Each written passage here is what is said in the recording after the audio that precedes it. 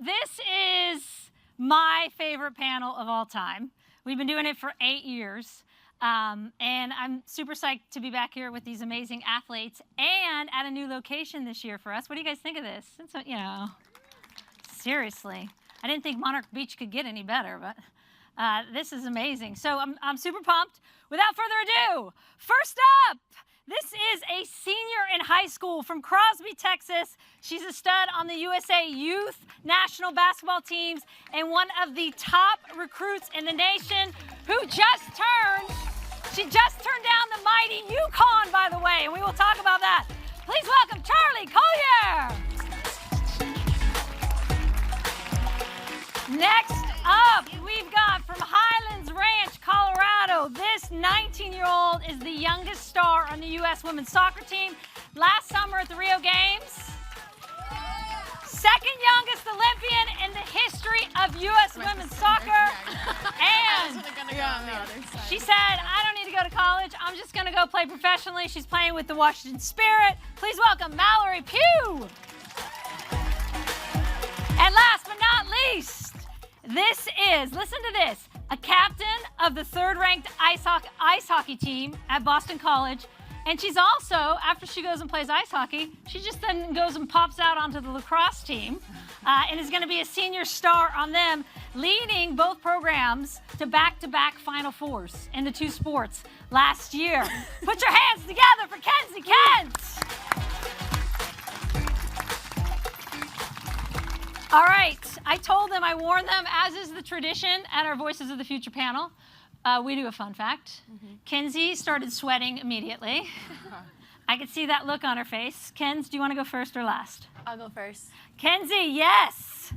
Fun fact. I started snowboarding at 7 years old. That's it. Yeah. That's it. That's a fun. What do you guys think? I told him if it wasn't fun enough, I might gong him off the stage. You're a rookie. I'll let you go with that one, Okay, Kenz. cool. Okay. Mal. Well, today I went surfing with Lisa Anderson, and she's a 4-time world champ. So I got surf lessons from her, and they didn't go so well for me, but went really well for her. That is also my fun fact. I went surfing with Lisa Anderson, 4-time World Cup champion, this morning with Mal Pugh. How about that? That's awesome. We got to shoot it, actually, for an ESPN feature we're working on. That was super fun. Charli, beat it, sister. Well, fun fact, my brother is 6'6", and he's 15, so he's taller than me. I'm 6'5", so that's good for him. Yeah. 6'6", and he's 15. Yeah. Jeez. So in the green room before we were on, Mallory looked at Charli, and she said, how tall are you? And Charli goes, I'm only 6'5". Only. We were like, that's pretty good for us soccer players. So I like to get to the hard-hitting stuff right from the top. Are you guys ready? Ready. What is your favorite emoji, Charli? I like the heart eye emoji. Which one? The heart eye emoji, like with the heart. Oh, yeah, with the 2 hearts. Okay. Yeah. Mal? I have 2. The yellow heart and the little guy that goes like this. I love that one. I like send it to everyone. I gotta start using that more. It's great. Yeah, I like that one too, but I also like just the regular smiley face. Just the smiley face? Just the regular one, yeah. All right. Kenzie's going old school. Yeah. All right, Kenzie, let's start with you, because you literally, you go from September, tell me if I have the dates right, September to March with ice hockey, which is a long season, by the way. And in fact, a little side note, she has their opening game like this Thursday. They were like, you can go, but for a day. Yeah. And then she takes like a day off, or maybe 2, and then she goes straight into lacrosse. Come on. Yeah. How do you do it? I mean, I love playing both sports, and I couldn't pick one coming into college. So, I mean, I think if I didn't love being on a team so much and playing for the coaches I play for, I probably wouldn't be doing it. So, I think just loving the sports and my teammates. How many days do you take off in between the 2 seasons? It varies every year. So, my freshman year, I took 2 days off, and we played UNC lacrosse. And then my sophomore year, I took like a week and a half off, and then this past year I took 2 weeks off. So just, I guess, what I'm feeling in the moment. And her ice hockey team went to the Frozen Four for the last 3 years straight. And then last year, you took both teams. Lacrosse, for the first time, makes it to the championship game. By the way, Kenzie had a championship tying. She scored 5 goals and 5 assists in that final. So, I feel like I need to step up my game a little bit or something. No. I do. You're good. No. What do you, like when you were coming into college, did you think, I'm gonna do 2 sports? Did you always think this way? No, not at all. I never really got much attention from the hockey schools, so going into the recruiting process, it was always the lacrosse schools reaching out to my coaches at high school, on my high school team. So it wasn't until I visited BC and the hockey coaches were actually like, oh, she's on our radar, like, can we talk to her too? So that's kind of where it all started. I never would have thought to play hockey in college, but thank God I did. Do you prefer one or the other? No, I don't. Good answer. Charli, as an 8th grader, you're now a senior in high school. Charli, as an 8th grader, verbally committed to play at the University of Texas. Now you might be saying to yourself, she's an 8th grader verbally committing. Well, that's what happens in college sports today, right? That's a conversation we're going to have in a little bit. But then she decommitted, committed to UConn, and then just last week changed your mind, and you're going back to the University of Texas. Yeah. One, why was Stanford University never in the equation? 2, take me through that decision-making process. Okay, so 8th grade, well, University of Texas was my first offer. They offered me in the 7th grade, and I committed in 8th grade. And 7th grade. yeah. How tall were you in 7th grade? 6'2", 6'3". Okay. Just. Yeah. And so I went through the whole recruiting process. I decided to decommit because I was so young and I wanted to go through the process of visiting other schools and having other schools visit me and having home visits and going through all that. And so I committed to UConn, I'd say sophomore year, junior year, one of those years.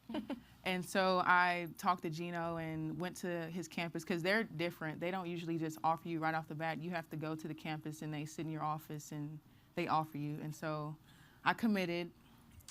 And so I decided, well, it's far from home. I want my family to be able to watch me play and my brother to watch him grow because he plays football. And so I decided to commit to Texas again just last week, September 22nd, on my birthday, and go there. What was the big driver with the switch? Mainly my father. He passed away my sophomore year, and I felt like being with my mom, she's a single mother, I needed to be with her and just like be with my family. Like that's what I need, that's my support group. And so I felt like Texas is a great program, and I know UConn is the best program in the country, but I feel like either way I'll be successful. Right, right. Great. Mal, you had a similar recruiting experience, it sounds like, getting recruited young. You committed to UCLA, were going to UCLA, and then decided, you know what, maybe this isn't necessarily what I want to do at this moment. I'm going to go and play professionally. Yeah. Did you have the same early recruiting issues too?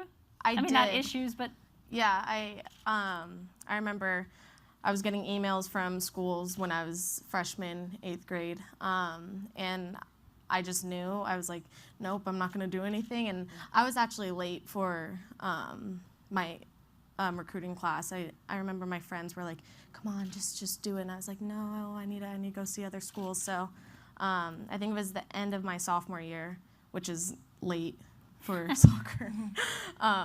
I committed to UCLA, and then I went there in January, and then left in, I think it was March or April, and decided to go professional.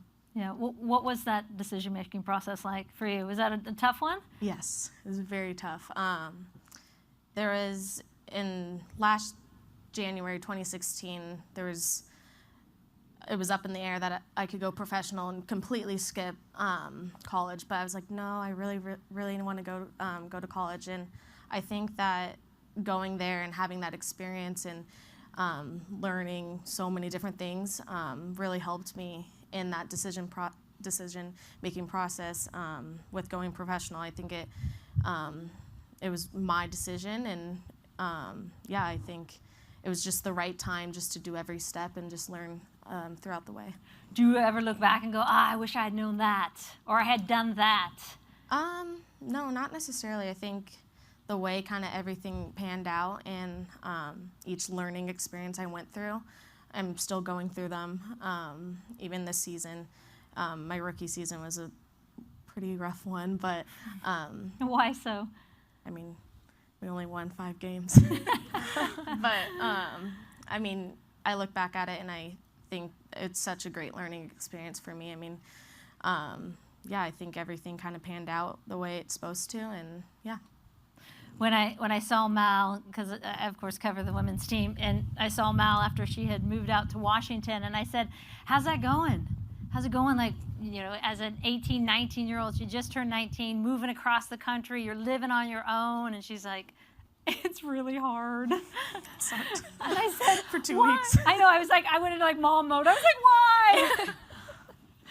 Yeah, it was rough. Yeah, and she said, I'm very social, and so I don't have anyone to talk to when I come home at night. I go, well, what are you doing? She goes, I FaceTime while I cook. Yeah, I FaceTime all the time. I did. Kenzie, did you have that same experience? Because I know this has been an issue in lacrosse as well. Yeah, definitely. I think I had my first emails come through like 8th grade summer going into my freshman year, but just like Mel, I didn't want to make a decision. I didn't want to rush into anything, so I was late as well. I didn't decide till my junior year in the winter, so I took my sweet time with that.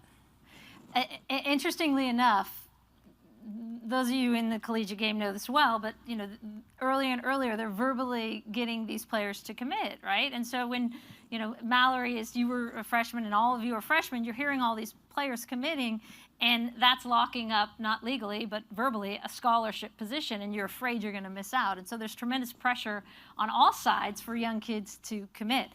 Lacrosse just passed legislation because you can imagine the turmoil and angst this causes all sides. The coaches don't like it. The parents and kids, as an 8th grader, do you really know where you're going to go? I think it's cruel to ask an 8th grader to try and make that decision.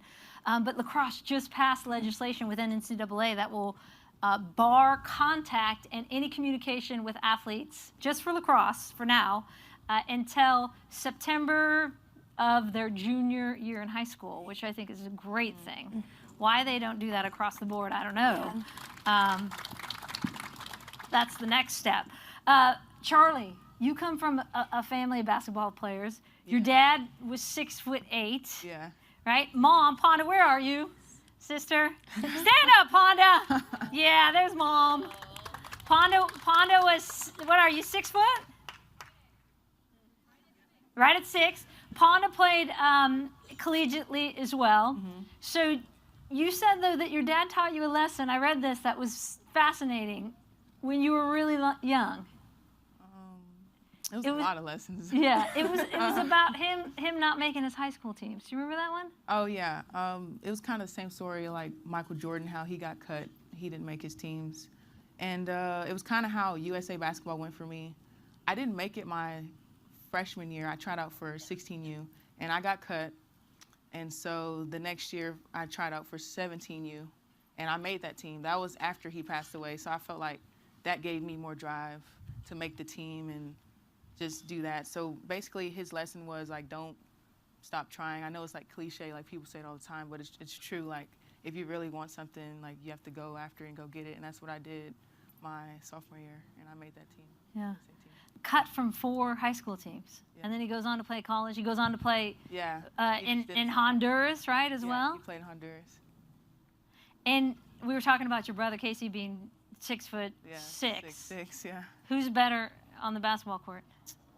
I mean, I would say I am. He's more of a football player. He plays football. Like, that's his sport. But he plays basketball occasionally. Yeah. And? He's good. I mean, he beats me a couple times. But Oh, come on, Charli. You're being nice to your brother. 6'6". 6'6". Jeez. Mal, I remember when you first got on the national team, I asked, and it was right, you were 18 years old, and the team was going through that big contract negotiation. And I said to Mal, so are you like sitting in on the meetings and getting all this good, scoop about, the future of the sport? And she goes, no, I'm shopping for a prom dress online. I didn't have to go to those meetings. Got lucky. How about now? Have they pulled you into that now? Yes, we did have a meeting, but it was very helpful. I learned a lot that I had no clue. I was like, oh, that's nice. I can use that. Yeah, it was good. What's the best piece of advice you've received from an older player on the team?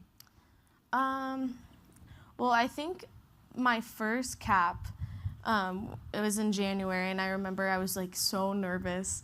I was getting subbed in, and Kelly was with me too. And there's a picture, and she's just like looking at me. She's like, "It's gonna be okay. Just chill. You're gonna be fine."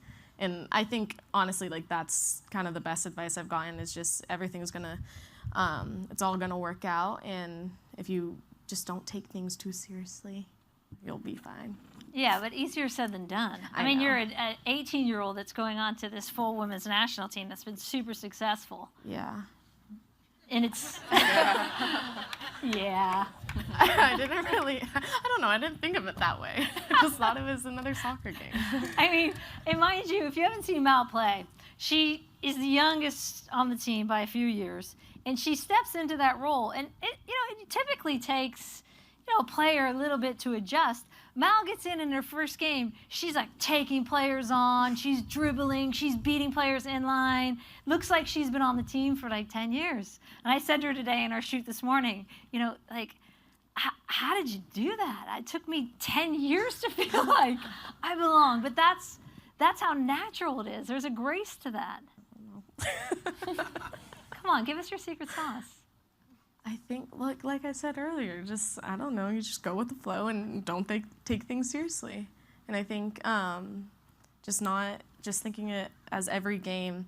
I remember in the Olympics, I was like, okay, you just got to think of everything as just another soccer game, just like those club days, those ECNL days that you would get subbed in, subbed out, how many times you wanted to, the hot days, just one of those days, and yeah, worked out. Kenzie, you've now been to 3 Frozen Fours, correct, in ice hockey. And then as we were talking about last year, you did the Frozen, and then the first time you brought the team to the lacrosse Final Four.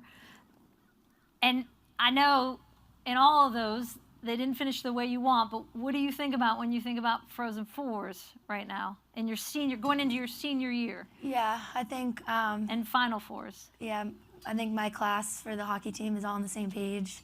We've been there 3 times, to the national championship once. So I think just finishing it off, I really don't want to leave college without a national championship. So I got 1 more year to hopefully do it.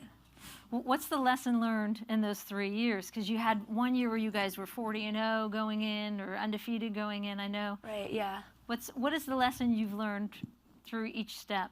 I mean, I've had the most amazing past 3 years, and I think just having fun, like Matt said, throughout the way. I've made so many teammates, so many really special friends and relationships throughout the 3 years I've been there. So I think just taking it all in, and I mean, wins or losses, I still have those crazy experiences with my team, and I think that's the most important part of it all. They actually have a Kenzie countdown, I heard, from the lacrosse team. Is that true? I don't know. Oh, Kenzie, you're being humble. They actually count off how many days till they get Kenzie coming into lacrosse. Come on, you know that. Matt Hasselbeck said that. I wasn't sure. Oh, just Matt. I believe Maybe he made that up. He made that up. When you guys think you're on the brink of this next stage of your careers as well, Charli, what goes through your mind? You've got a career. You are literally our voices of the future for your respective sports. But what goes through your mind in terms of the impact you want to have on your sport and what you want to accomplish? Really, like, because I'm so young, I just turned 18, I really just take things day by day. And I know I have an impact on, like, the younger group and the youth, but I feel like as a person, as a leader, like sitting here today, I feel like all I need to do is just lead by example and just be there for the people that need my help. Not only that, just be like a better person for our generation. Right on, sister. Great.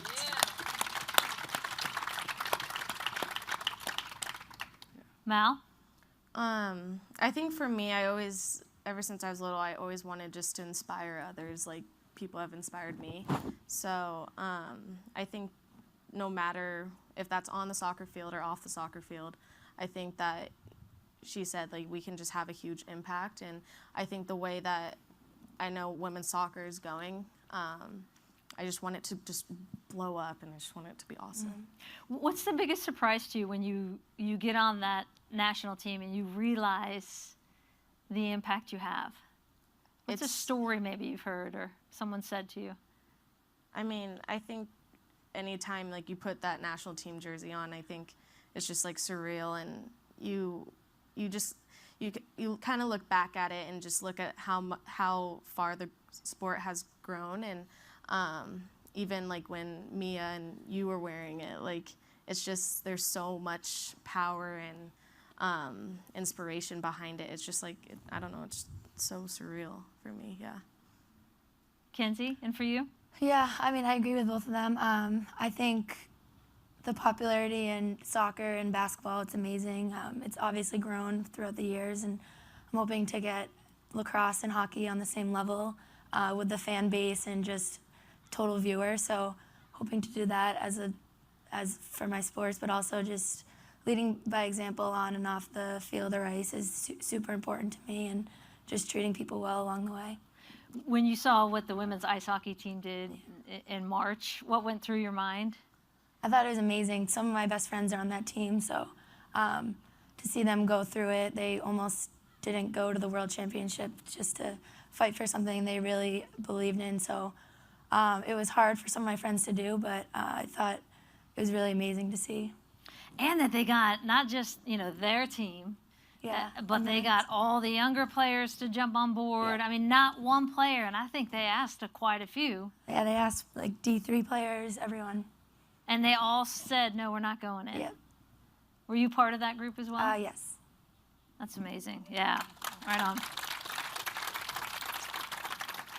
If you could change one thing in your sport, Charli, what would you change? The foul count, hands down. Yeah. Oh, no. It's like, I probably average, it's not good, probably 3 or 4 fouls a game, and I at least need like 8. Just give me 8. All I'm asking for is 8. Is that too much to ask for? Yeah.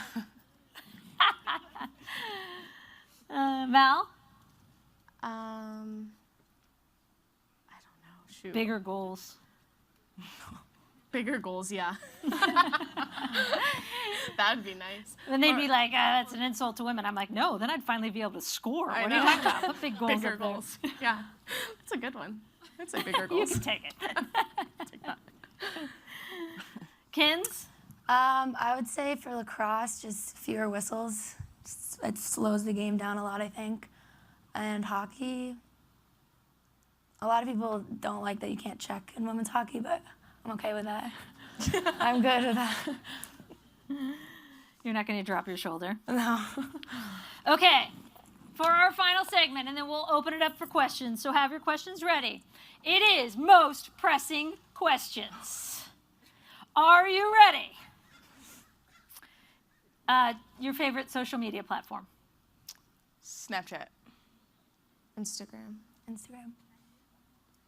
Snapchat? Favorite, like, what do you call it? I don't Snapchat. So I Filter? should probably not do this. I should probably not go down this road, but like, like your illustration or whatever you call it. What do you call it?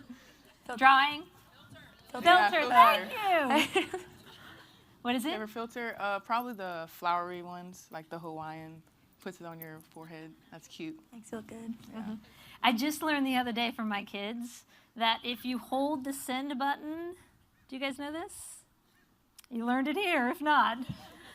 If you hold the send button, then, you know, you get like the heart that comes up, or the like confetti, or the, do you know? On on the iMessage. iMessage. Yeah, yeah. Oh, that's different. Different thing. Yeah, I was like, what?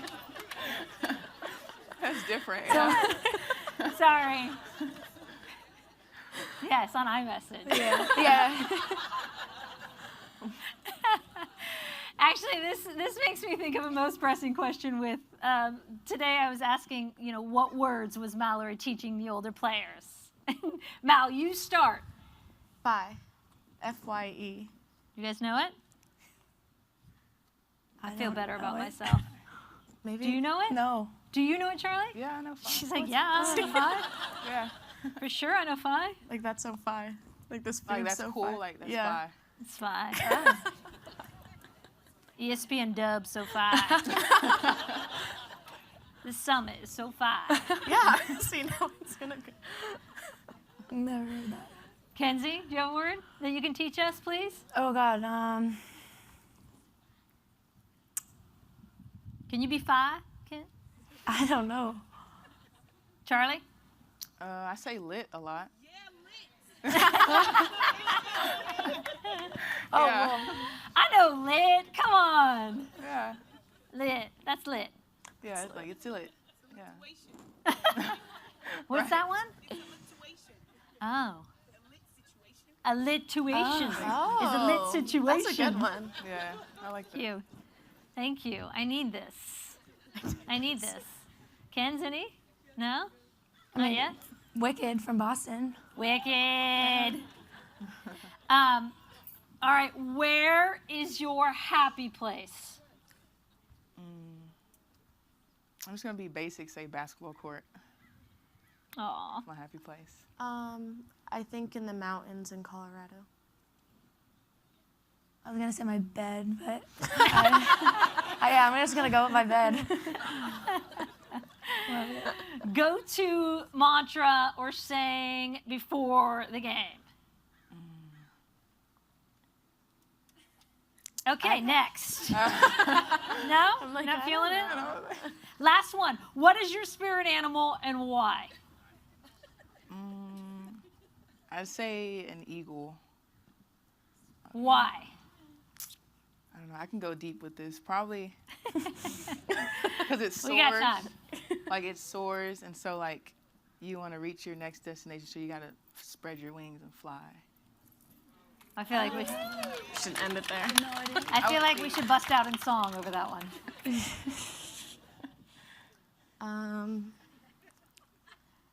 I don't really know if I have a spirit animal, but I would say my favorite animal is an elephant. They're so cute. I love them. Ken's? I don't really have a favorite animal, but lions are cool. I don't have nothing behind it. Just Yeah. Lion I King. see I like who's that like movie. ferocious. Yeah, a little bit. I mean, do you not see ferocious in her right now? Yeah. Lion? You're like, no. Do I have any questions? Raise your hand. Raise your hand. Any questions? Otherwise, I will go to more most pressing questions. Yes, Renata. No, you got one right behind you. So Renata Simon with the L84 Foundation. Woo! Thank you, Julie. So Julie's moderating my panel at the end of the month. I mean, she's hosting my panel at the end of the month. So Time Magazine really, well, let me back up. We fund youth sports, so we try to use sport as a tool for positive youth development in underserved, under-resourced communities. And Time Magazine really recently had this feature about youth sports being a $5.3 billion industry. And I'm absolutely stunned at the notion that colleges can recruit 8th graders to commit to college.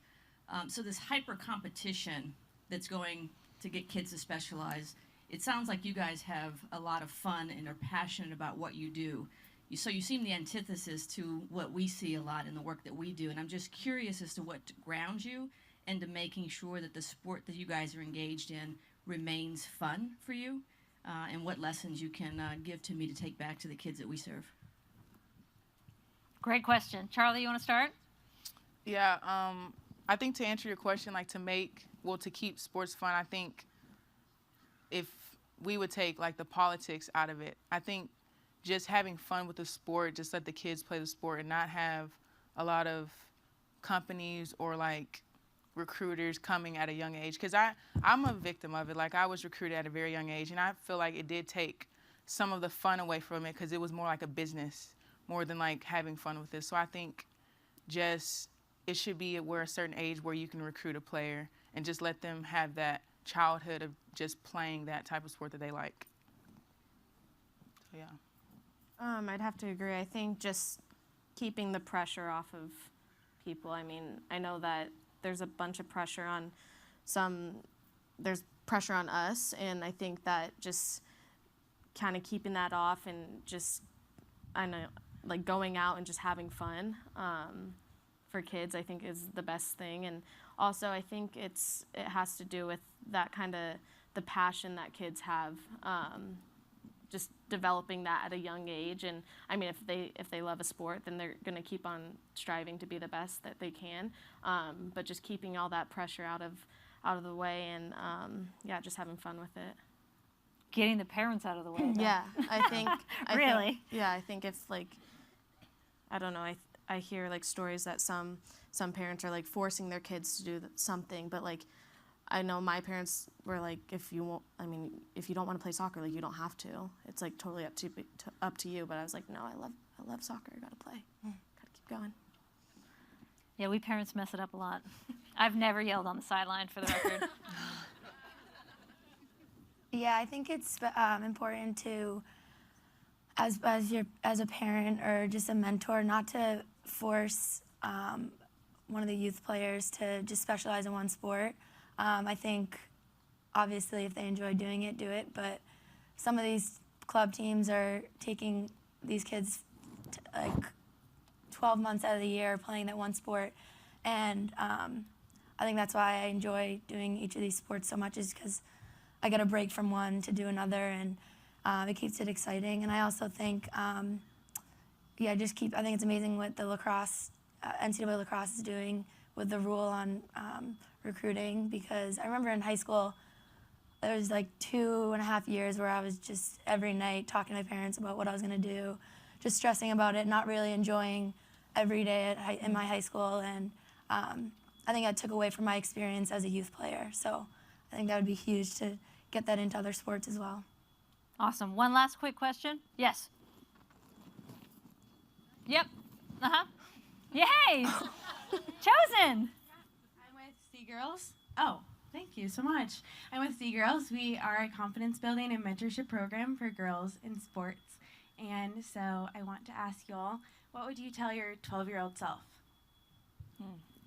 Good one. I tell my 12-year-old self to refer back to her question, to just have fun with the sport that I'm playing. Back then, I took basketball very serious, and I really thought that I should have fun with it. And I feel like if you add pressure to something, you can alter a decision in long term. And so I feel like, all these decisions I'm making now, decommitting, committing back, I felt like if I would have took more time with it and had more fun with it and got to know it more, got to know the sport basketball more, I feel like I would be more content with my decision making. Mel? 12-year-old self. I think I would tell myself just to, one, have fun, and two, just keep having that goal in mind that you've dreamed of so long, and just knowing that like you're good enough and you actually like can achieve it, and it's doable. Good one. Yeah, I would just tell myself, my 12-year-old self, to live in the moment more. I think I would dread a bunch of all the tournaments, all the practices I had to go to every day. And I'm enjoying it way more now in college than I ever have. So I think just living in the moment for longer than just your 4 years in college. Amen to that. I think we all could use a little more Yeah. living in the moment, right? Big round of applause for these awesome panelists and athletes.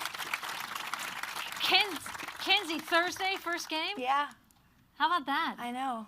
for you. Best of luck. Yeah, best of luck to you, to all three of you. Thank you so much for taking the time. Thank you. Thank you. Appreciate it. Thanks, you guys.